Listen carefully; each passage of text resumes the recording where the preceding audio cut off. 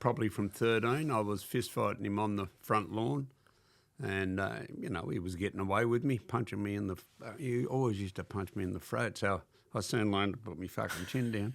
But, and I went to police boys at North Sydney to try and learn over there. I remember the trainer saying to me, he said, mate, you got a fucking bit of an anger issue. And I said, I just trained, and he said, do you want to train to fight? I said, no, I just want to learn.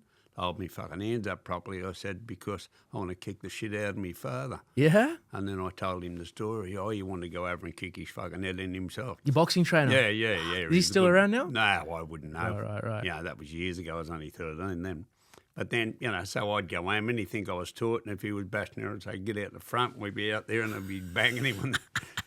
At what point did you start getting some good shots in? Well, I actually come home there one day, and that was the day that I just flogged into a pot, mate.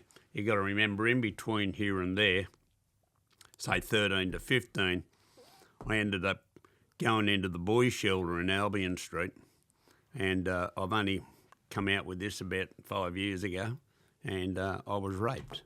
Albion in Sydney? In Albion Street by two big screws. They were ex-wrestlers. Is this like a youth detention? That's a shelter, boys' shelter. Boys' home, waiting. What the fuck is wrong with people? So I got raped for a few days straight. So this was at Albion Boys' Home? Albion Street Boys' Home. Can I ask what you got put in there for? Assault. I was in there for assault, and I was waiting to be sentenced. And this happened while I was in there, and when I first got there, he said, I knew from the first fucking day, and that's why I talk about being able to read stuff. I came in there, and I came in and they had the shower block, and you had to all stand in a row of four. There were 4 showers. They'd all stand in a row. They'd walk in, they'd say, water on, soap off, rinse, out, and the next 4 would go in, right? So as I go in, they say to come out of the shower, and for the next 4, he said, you stay in there, you little black bastard, right? And I went, oh, I'm in fucking trouble there, right? So I didn't know why, but when they're taking me to my room, which was a fucking cell, I walk up through the dorm and I'm thinking, oh, there must be another dormitory out here. Well, I knew there was women on the other side, on the west wing. And so they walked me right through there, then threw me in a fucking cell. And I went, what am I doing? He said, we haven't got any beds. And I thought, I've fucking seen about 5 empty ones, right?